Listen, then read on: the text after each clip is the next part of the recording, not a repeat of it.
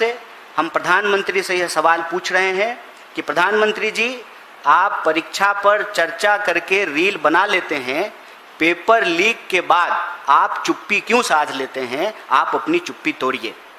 Incompetent, incapable जो ministers हैं आपके, अपने मंत्रालय को छोड़ करके दुनिया की हर चीज़ पे वो बात करते हैं, लेकिन अपने मंत्रालय की जवाबदेही वो नहीं लेते हैं। शिक्षा मंत्री को शिक्षा मंत्रालय की जवाबदेही लेनी पड़ेगी और वो जवाबदेही वो पूरा करने में विफल हुए हैं, इसलिए इस शिक्षा मंत्री को बर्खास्त करना चाहिए। तीसरी बात, एनटीए के ऊपर बार बार सवाल उठ रहे हैं, उसकी प्रक्रियाओं के ऊपर सवाल उठ रहे हैं, उसमें सरकार से जुड़े हुए लोगों को नियमों को ताक पर रख करके उनको सारा काम दिया जा।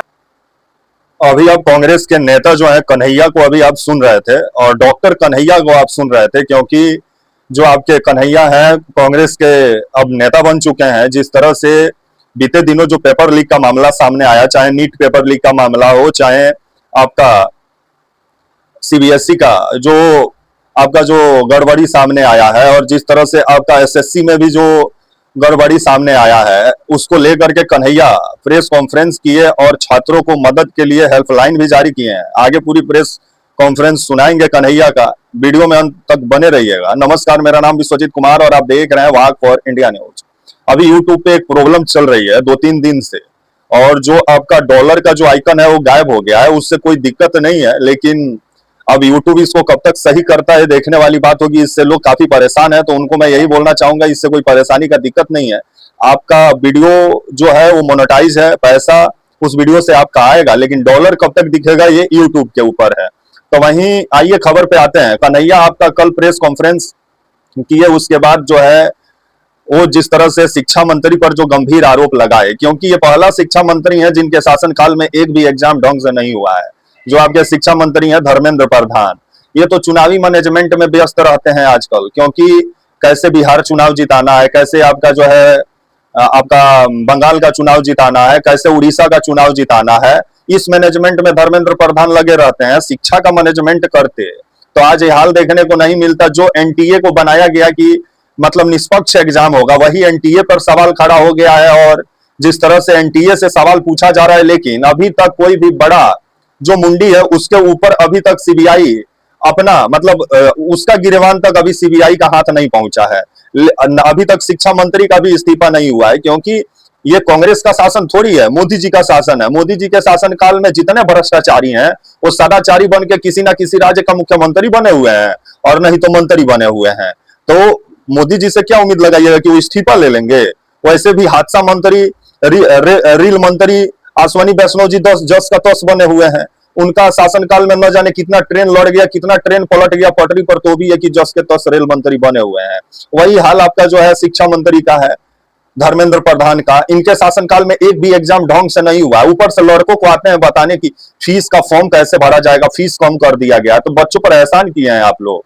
बच्चों का तो वर्तमान और भविष्य दोनों आप लोग चौपट कर रहे हैं, और ऊपर से बच्चे जब धरना प्रदर्शन करने जाए तो उनको पाकिस्तानी बना दीजिए सीधे, क्योंकि आजकल जो भी भाजपा का विरोध करता है वो पाकिस्तान का आदमी हो जाता है, जिस पर विभिन्न सवाल खड़ा होता है। और इसी को लेकर के कन्हैया भी विभिन्न सवाल खड़ा किए। कन्हैया क्या बोल रहे हैं एक बार सुन लीजिए, उसके बाद आगे बात करते हैं। प्रधानमंत्री से यह सवाल पूछ रहे हैं कि प्रधानमंत्री जी, आप परीक्षा पर चर्चा करके रील बना लेते हैं, पेपर लीक के बाद आप चुप्पी क्यों साध लेते हैं? आप अपनी चुप्पी तोड़िए। इनकॉम्पिटेंट, इनकेपेबल जो मिनिस्टर्स हैं आपके, अपने मंत्रालय को छोड़ करके दुनिया की हर चीज पे वो बात करते हैं, लेकिन अपने मंत्रालय की जवाबदेही वो नहीं लेते हैं। शिक्षा मंत्री को शिक्षा मंत्रालय की जवाबदेही लेनी पड़ेगी और वो जवाबदेही वो पूरा करने में विफल हुए हैं, इसलिए इस शिक्षा मंत्री को बर्खास्त करना चाहिए। तीसरी बात, एनटीए के ऊपर बार बार सवाल उठ रहे हैं, उसकी प्रक्रियाओं के ऊपर सवाल उठ रहे हैं, उसमें सरकार से जुड़े हुए लोगों को नियमों को ताक पर रख करके उनको सारा काम दिया जाता है, उनको ठेका दिया जाता है। एनटीए से free and fair examination conduct कराना पॉसिबल नहीं है। या तो आप एनटीए से परीक्षा लेने की जो काम है उसको वापस लीजिए और एनटीए को इससे बेदखल कीजिए। अदरवाइज अगर आप चाहते हैं कि एनटीए जैसी कोई संस्था इस देश में एग्जाम कंडक्ट कराए तो फिर उसको संवैधानिक दर्जा दिया जाना चाहिए। एक एनजीओ की तरह जो है एनटीए नहीं चल सकता है।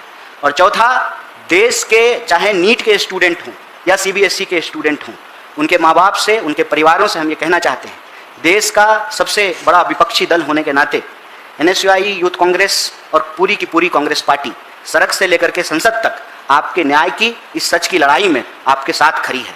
आप सब जानते हैं कि नीट के प्रतियोगी छात्र के परिवारों को हम लोग मदद कर रहे हैं, बाकी परिवारों को हम मदद करेंगे, और सीबीएसई के जो स्टूडेंट हैं उनके लिए हमने एक हेल्पलाइन नंबर जारी किया है, एक टोल फ्री नंबर जारी किया है।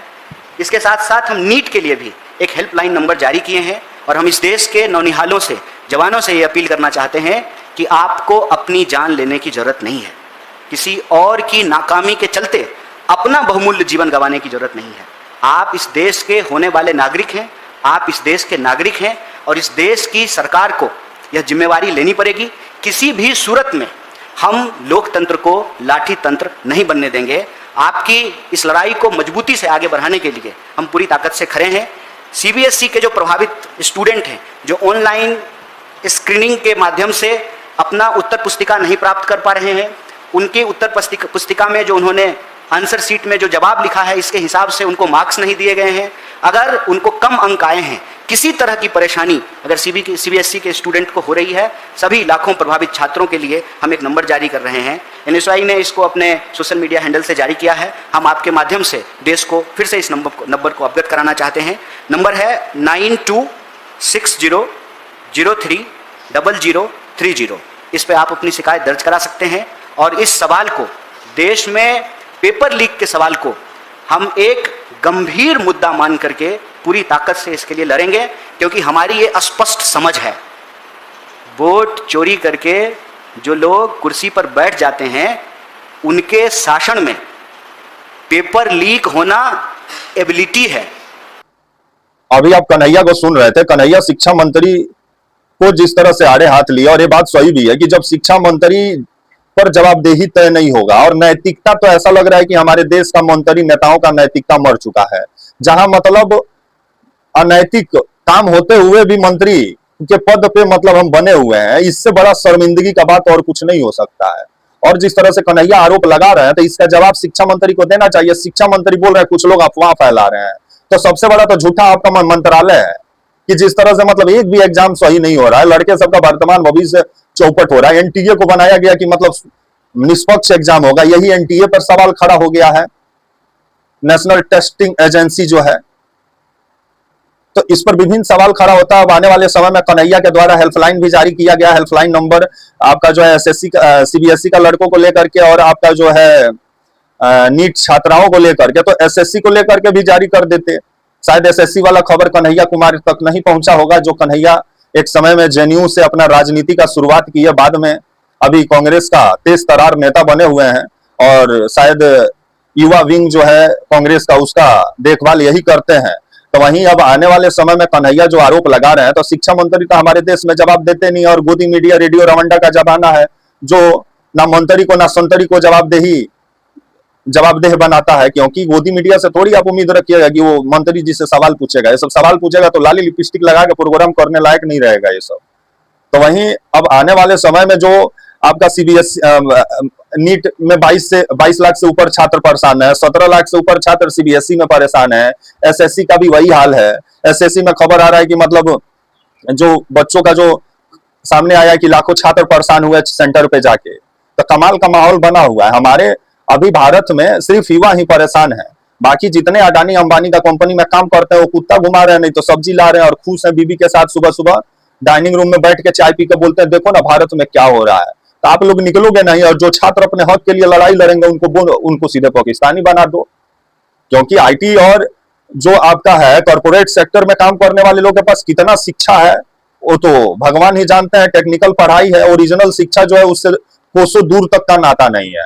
अगर ओरिजिनल शिक्षा आ जाएगा तो फिर अडानी अंबानी का कंपनी में नौकरी भी नहीं मिलेगा, क्योंकि फिर आप सवाल पूछने लगिएगा। और कॉर्पोरेट सेक्टर में आप मुंह पे सेलो टेप मार के रहिए, नहीं तो आपको फिर दूसरे दिन आप निकल जाइएगा और निकाल दिए जाइएगा आप सिस्टम के खिलाफ अगर आप आवाज उठाइएगा तो इसलिए बोलते हैं कि ओरिजिनल पत्रकारों का सपोर्ट करें, ताकि आईटी वाले का भी आवाज वही उठाएंगे, हमारे जैसे ही पत्रकार। अगर खुद उठाइएगा तो नौकरी से निकाले जाइएगा, याद रखिएगा।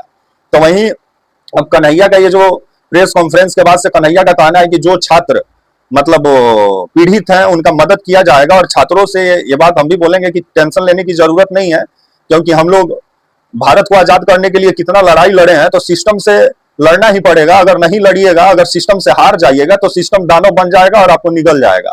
इसलिए सिस्टम से टकराइए, सिस्टम से लड़िए, तब आपको सिस्टम समझ में आएगा लोकतंत्र का। सिर्फ चार दीवारी में रह के और शीशा वाला स्कूल में बैठ के आप सिस्टम को नहीं समझ सकते हैं। तो वहीं अब आने वाले समय में कब तक ये एग्जाम दोबारा होता है, खबर आ रहा है कि दोबारा एग्जाम का तारीख का भी ऐलान हो गया है, लेकिन बच्चों का जो भविष्य अटका हुआ है कि जहां मतलब पेपर लीक पर लीक हो रहा है और शिक्षा मंत्री बने हुए हैं, तो इनका इस्तीफा कब तक होगा मोदी जी, आप यही बताइए। और पूरा भारत यही पूछ रहा है कि हादसा मंत्री बने हुए हैं, ऐसा शिक्षा मंत्री है वो जस के तस बने हुए हैं, तो इन लोग को मंत्रालय कोई अच्छा व्यक्ति को शिक्षा मंत्री बनाइए ताकि वो शिक्षा को लेके काम करे। तो चुनाव को लेके काम करते हैं, तो इनसे उम्मीद क्या लगाइएगा धर्मेंद्र प्रधान जी से कि ये शिक्षा को बेहतर करेंगे। अभी भारत में सबसे बड़ा कोई धंधा है तो है शिक्षा, जहां एक माफिया भी स्कूल खोल के बैठा हुआ है। तो इसलिए शिक्षा पे काम करने की जरूरत है। उम्मीद करते हैं वीडियो आपको पसंद आई होगी। तब तक के लिए आप मुझे इजाजत दीजिए और आप हमारे channel walk for India news को प्लीज लाइक और सब्सक्राइब और शेयर करना ना भूलें। तब तक के लिए नमस्कार, जय हिंद, वंदे मातरम।